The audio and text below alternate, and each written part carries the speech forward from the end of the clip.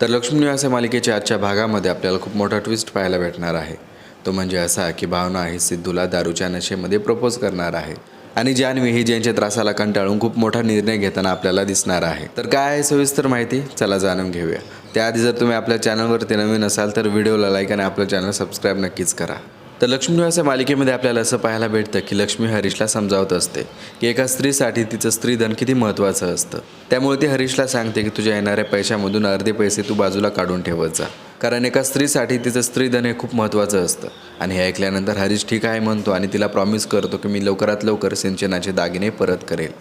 आणि इकडे आपण पाहतो तर निवास भावनाला बोलत असतो। तो तिला सांगत असतो की भावना, तू मुलीचं कर्तव्य खूप छान पद्धतीने पार पाडलंस, आता तुला आईचं कर्तव्य पार पाडायचं आहे। त्यामुळे तुझं आणि लवकरात लवकर आनंदीला इथे घेऊन ये। आणि भावना ठीक आहे म्हणते आणि ती सुपर्णाच्या घराकडे निघते।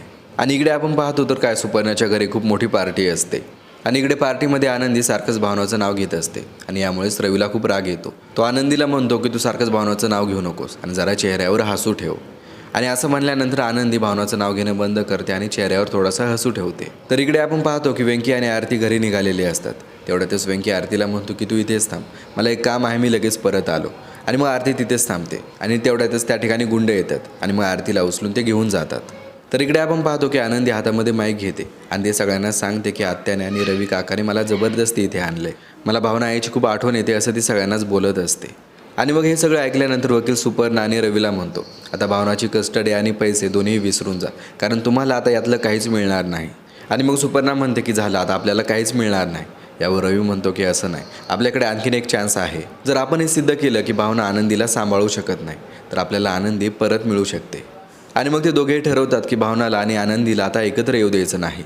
तर इकडे आपण पाहतो की सुपर्णाने भावनाला एक ज्यूस पिण्यासाठी दिलेला असतो। भावना वेटरला विचारते की हा ज्यूस कशाचा आहे, तो तिला सांगतो की हा ज्यूस लिचीचा आहे। आणि मग भावना तो ज्यूस पिऊ लागते, तिला तो ज्यूस थोडासा कडवट लागतो आणि मग कसा तरी तो ज्यूस भावना पिऊन टाकते आणि तेवढ्यातच त्या ठिकाणी सिद्धू येतो।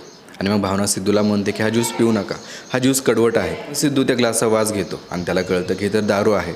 तो म्हणतो की आता जर खूप गडबड झाली, मला भावना मॅडमसोबतच थांबावं लागेल। आणि मग पुढच्या भागामध्ये आपल्याला असं पाहायला भेटतं की दारूच्या नशेमध्ये भावना सिद्धूला म्हणते की तुम्ही खूप चांगले आहात आणि तुम्ही इथून कुठेच जाऊ नका। आणि मग आपल्याला इकडे असं पाहायला भेटतं की जयंत हा जान्हवीवर खूप चिडलेला असतो। तो तिला दाखवत असतो की तुझ्या बेंचवर बघ कुणी काय लिहिलेलं आहे। आणि याचमुळे जयंत जान्हवीला खूप रागवत असतो, पण जान्हवीला मात्र या गोष्टीचा खूप राग आलेला असतो। आणि मग जान्हवी जयंतला रागामध्ये म्हणते की मी तुझं नाव हातावर कोरते आणि हे ऐकून जयंतला मोठा धक्काच बसतो।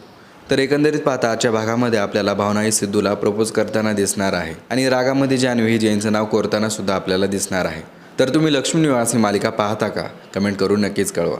त्याचबरोबर जर तुम्ही आपल्या चॅनलवरती नवीन असाल तर व्हिडिओला लाईक आणि आपलं चॅनल सबस्क्राईब नक्कीच करा। धन्यवाद।